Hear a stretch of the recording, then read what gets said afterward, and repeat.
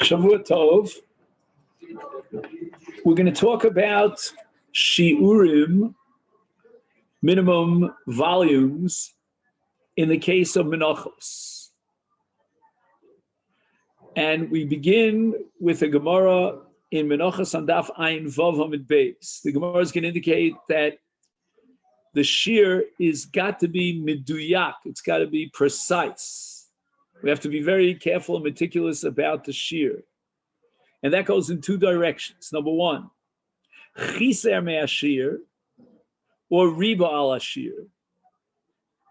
Either he went below the minimum volume, that's called mi'et, or riba, he went above the amount. And the question is, why is a mincha disqualified because of ribui hashir? He added extra soles. Let's say he was only obligated in an isaron of soles, and now he went beyond that. Why should that be a problem? Why does that disqualify the mincha? And at this point, we want to learn the insight of a sefer that is basing itself on a ksav yad of Rashi. Tam psul b'ribui ashir. What is the underlying reason that if the Kohen adds too much soles, it disqualifies the mincha? And Rashi says, according to this ksav yad, because the kometz, when he does a kmitza, he is doing the kmitza on whatever soles is there in the kli. The relationship, as we discussed, between the kmitza and the balance of the soles is matir, meaning the kometz, which has to be burnt on the mizbeach, is matir the shirayim. However, in this case, since he has more shirayim than the shir, he overdid it. There's an abundance, an overabundance. Therefore, Rashi says, he is setting up a kometz, which is going to be matir, not only the shir, but even beyond the shir.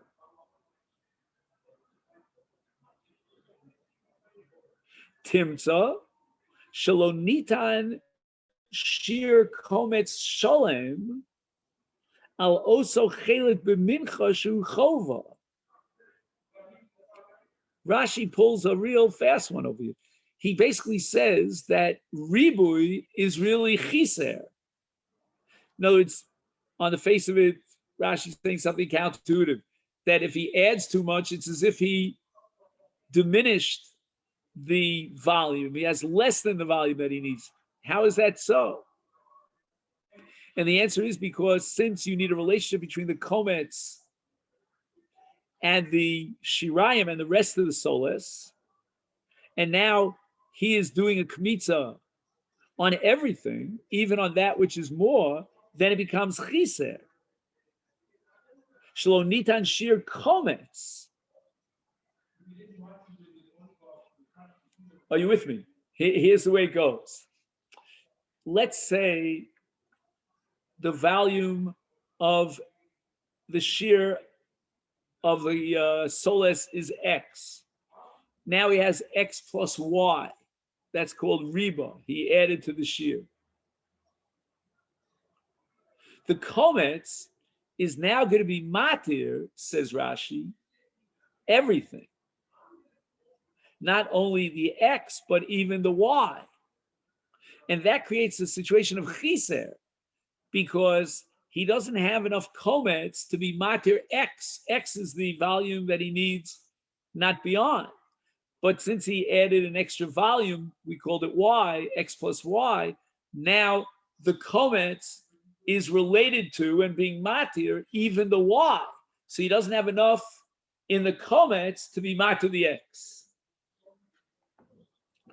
V'lo nitan shir kometz shalem al oso chelik b'mincha shu chova.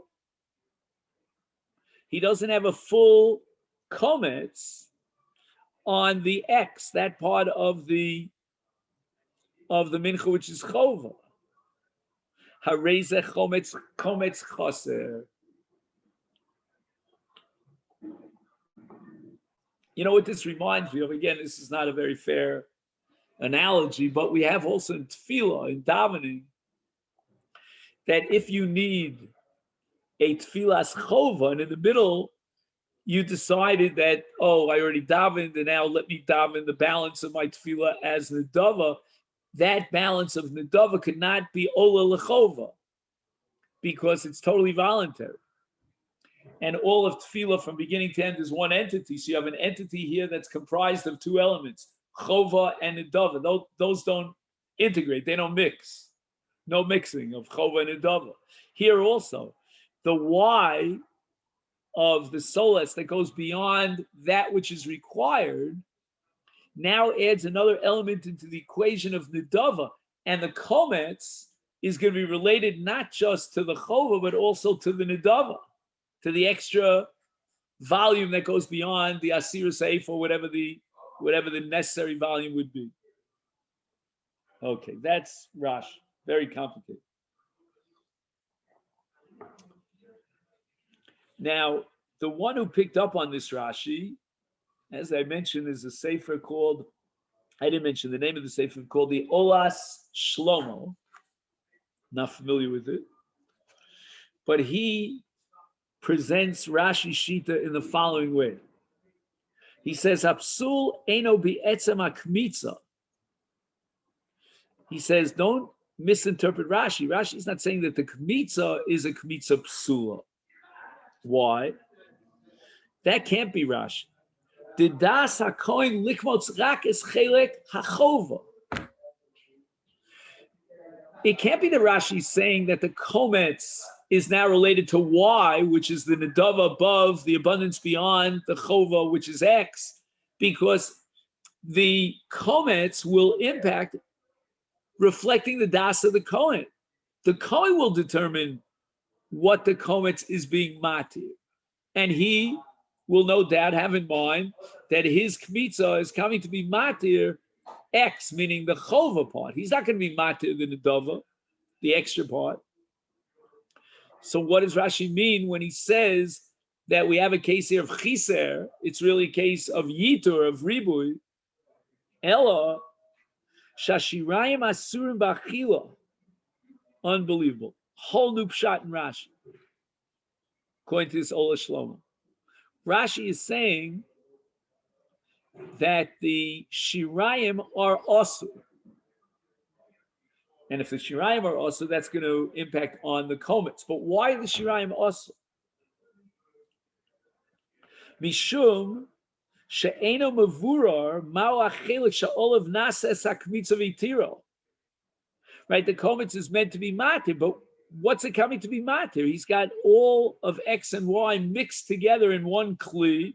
There's no way that you can determine, that's called the varer, which part of the solas is being matir, ed, I'm adding an ed to the word matir, by the kometz. It's all mishkababel together.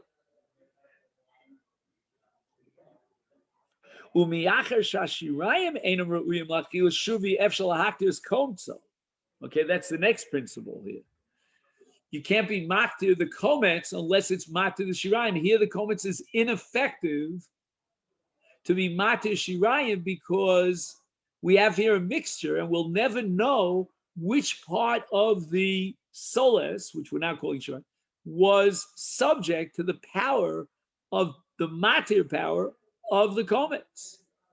Can you point to any part of the solas and identify, oh yeah, this is the part that is the shear. And by the way, it wouldn't matter one bit if he did it, if he mixed it all piecemeal. You know, one time T1 he put in the shear, and then T2 he added the additional abundance, you know, the reboot. That's irrelevant because at the time of the kometz, he's got already the mixture and we cannot identify which is the chova and which is the nedava. So therefore, the komets could not possibly be matir without identifying and singling out that part of the solas which it's matir, which is the chova part. We can't know that. It's all mixed together. And the second principle is that since the komets cannot be matir the shirayim, therefore the komets is not valid at all.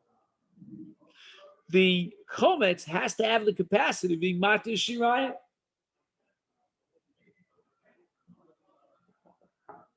And this Rabbosa is very, very reminiscent of the sugim psachim that we learned about a case where nitma basar. And the question is whether you could be zorek the dam and machshir the carbon when the basar is tamei. You're going to have to throw out the basar.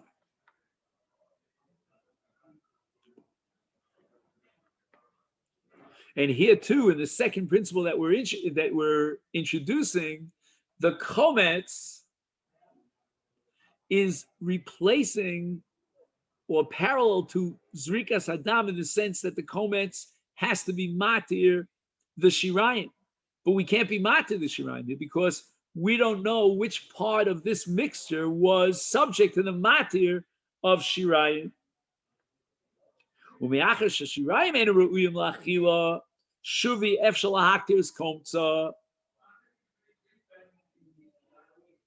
this is going to force us to introduce the shita of Rabbi Yeshua. Rabbi Yeshua is of the opinion that if, let's say, after he does kmitza, the shirayim flew up to the heavens, they got lost. So Rabbi Yeshua holds, we mentioned it earlier, that ein maktirnes komta. If there's no shirayim, there's no komets. Like, for example, in basar and zevach, if there's no basar, then there's no zrika, there's no dam. So that's the approach of the Ola Shlomo in Rashi and Ksavya. However,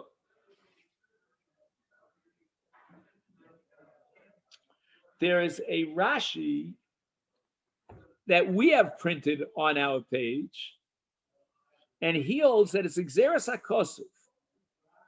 Matzinu b'nisachim shenosna b'hem HaTorah shir kavua she'ef shalahosif olav. We're going to talk about nisachim, we're going to talk about yayin and shemen, and each one has its shir, and the Torah says you can't add anything above and beyond the shir. That's called Xeris HaKosuf. The Torah says that by adding a ribui to the soles, it passes the korban, passes the soul.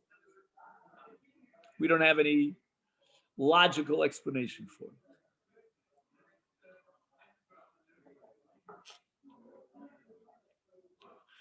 And, we're tempted to think that this whole business of the Rashi and the Ksaviyat, the Ola Shlomo, is dependent upon the sugya of yesh breira or ein breira. Meaning, if I don't know which part of this solas was subject to the matir power of the komets, I'll make a decision later on.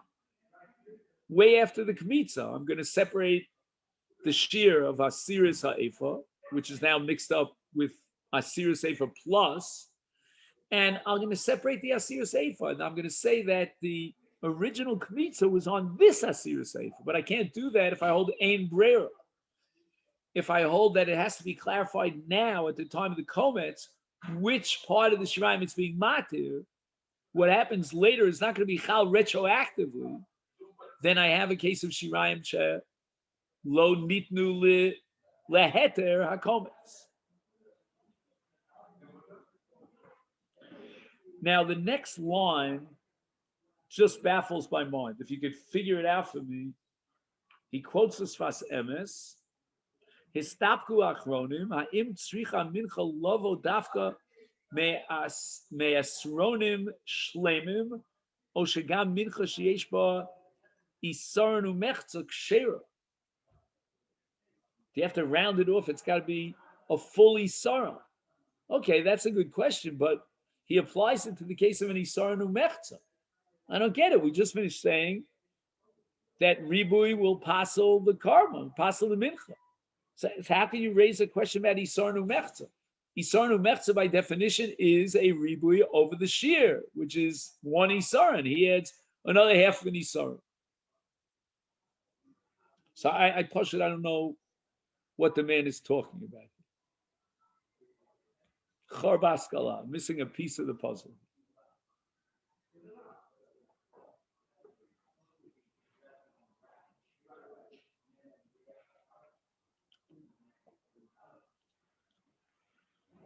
I mean, I could say, but it's wrong that maybe he's talking about an idava, and the man took an idava to bring an isarnu mechza.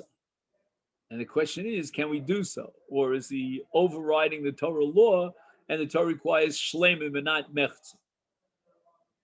But that's hard to believe. I mean, if a person takes upon himself an idava, I don't know that he has to be bound by certain shiurim. Whatever he decides that he wants to, with great sacrifice, he wants to volunteer and bring it, that should be fine.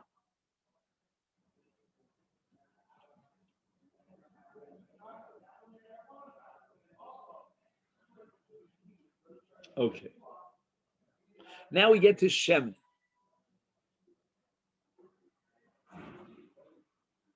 Just like we had halacha of chiser in mincha, meaning in the solas, we have the same halacha of chiser in shemen.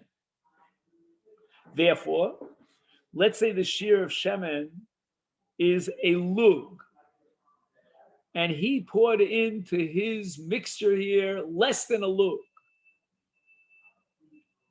So he's got an isaron soles. The ratio is isaron soles to one lug of shemen, and he added less than a lug of shemen.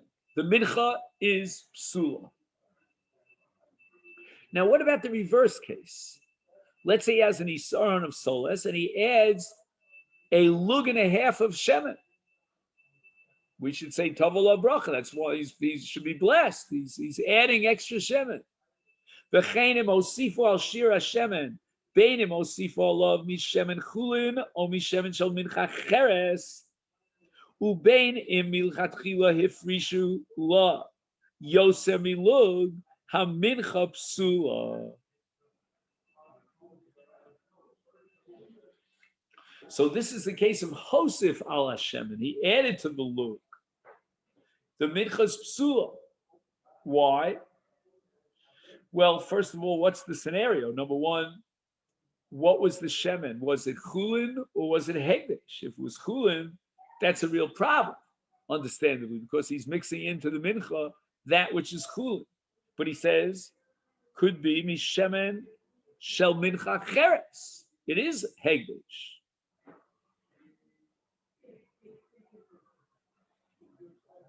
Then he has a third case where he was mafresh more than a lug shemen from the get-go.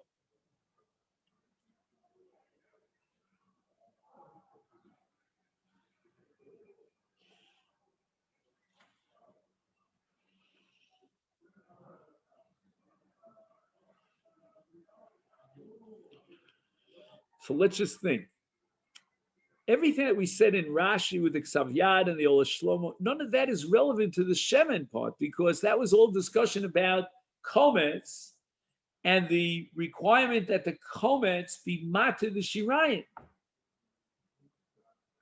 Here we have a separate mitzvah in Mincha of adding Shemen, and it's got to be a log Shemen. He added more than a log Shemen. Why should that passel the Mincha?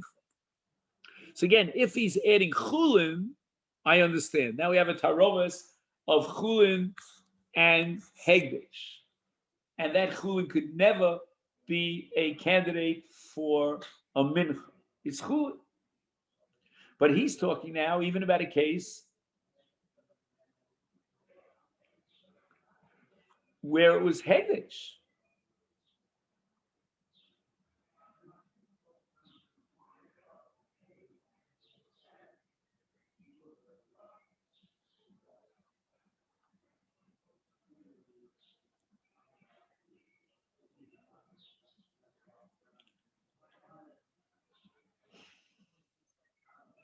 So it seems to me that at this point we have to accept the Rashi, the way the Sfas Emes understood it, that we're talking about Gzeres HaKosov.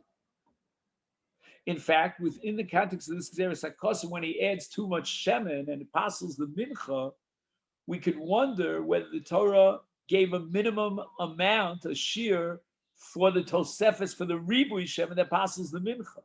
That's what he mentions here in the end of this paragraph. He says, Yesh Me'er Rishonim, according to one school of thought in the Rishonim, which he identifies as Rashi, is Ribui Hashem Posel Afilu B'Kolshu. The Gzeres HaKosov of Shemen applies even in a kolshu. If he goes past the lug, whatever it is, even the smallest amount, he passes the mincha.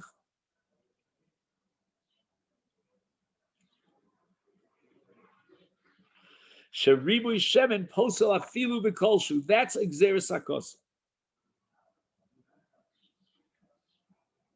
Now he quotes a dissenting view, which I think is the Rambam, but I'm getting a little confused here. 1 second. Reish Nun Aleph. Yeah, the Rambam. Sheshemen Chulin, O Shemen.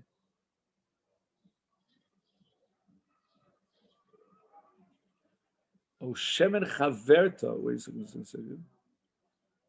Okay, I'm not sure exactly what he means now. But anyway, let's take the case of Shemen Chulin. Posel B'Kolshu. Aval im ifrishu alav yoser milug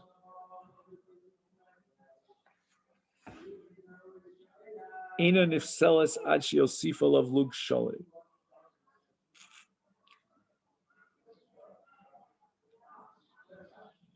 So the Rambam is going to make the following distinction. There are two dinim here. There's adding shemen shel chulin, and then there's putting in too much shemen of hegdesh into the kli, adding too much. If it's shemen shel chulin, then it passes the kolshu. But if it's more than a lug in the original hakdasha,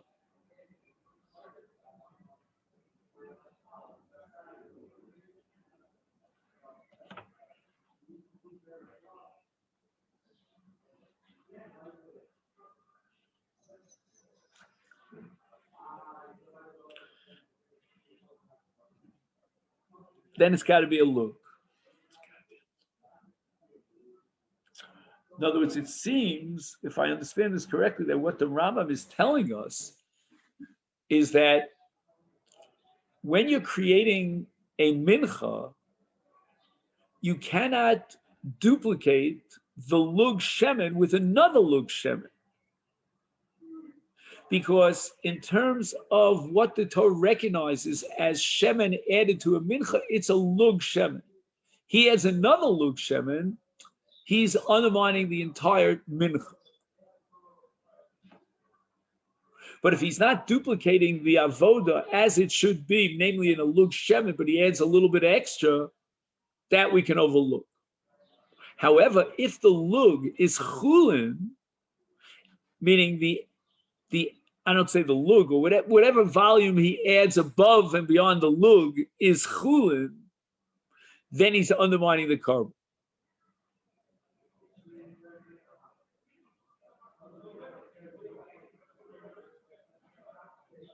Because then he's got chulin mixed together with hegdish, and that's not a good thing.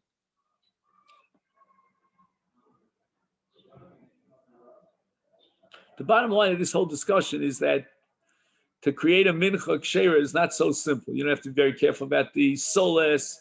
You have to be careful about the midah of the lug shemen. These are all very specific, pinpointed requirements, and the entire enterprise of the mincha is contingent upon these nuances.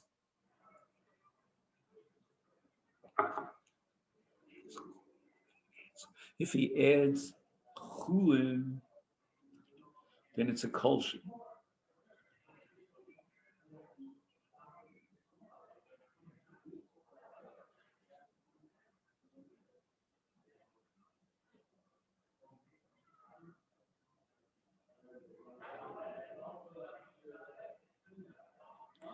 What bothers my mind is that we have a universal principle in Tarovis that Iser beheter is batel berov. So why should this mashu be a problem? Okay, he's got chulin. So let's imagine a case where I have a bowl of hegdish, and I've got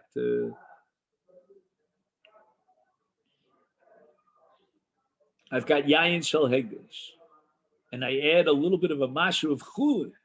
Should be batel, completely loses its identity, as if it didn't exist. But here we're saying that if he adds to the lug shem and chulin, even a kolshu, he undermines and disqualifies the entire mincha. I don't know why.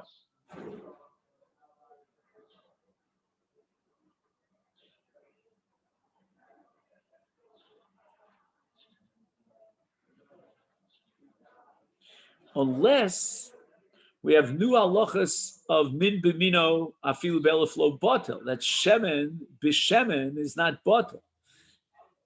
But for that you have to know more about Kodshim and tarovas of Kodshim. There are many sugyas in Zvachim about tarovas of Kodshim. We'd have to really study that. Now Rav has a suffix, and this will wrap it up, about a kometz shemitzui es shmono al gabi ha'etzim. He takes a kometz that has shemen mixed in, and somehow he squeezes out the shemen over the eitzim. What is Rav's suffix? Can he be maktir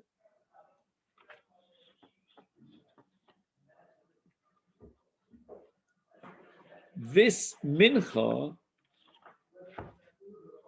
on the eish? Shashemen shalem chozer umischaber lekometz o she'ein ze nechsher lechibur v'nifsal hakometz mishum shenechsar shmana. He's got exactly a lug shemen mixed into the soles, and now when he puts it on the eish, he squeezes out some of the shemen. That should be a case of piches mishiuro. He no longer has a lug of shemen in this mincha. Or should we say no? It's okay to be maktir this. And why is that?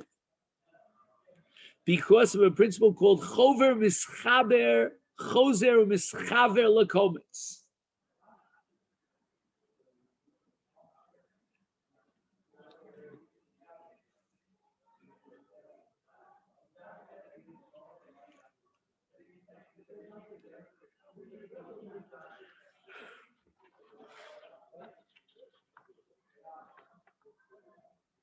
Now, here's a very interesting thing. You and I would say that if, when he puts the kometz, after he had squeezed out the shemen onto the eish, if you're going to integrate the shemen that he squeezed out onto the eish into the kometz, that should be a good thing. Then it's as if he didn't squeeze it out. But it's counterintuitive. It's just the opposite. Why? Because, just 1 second. 1 second. If it's chozer umischaber, then it'll be kosher. I correct myself. Because then he has a full shear of a lug integrated back as it was originally into his kometz. But if I hold ein chozer umischaber, just 1 second, right? That's called ein zen echshav chibur. Is then nifsal hakometz, because now all he has in his kometz is, let's say, 0.9 of a lug shemen. He doesn't have a full lug shemen, so it's chisa. Okay. So let's make a note of where we got up to. We're on the top left of Daf Yud Daled. Something new.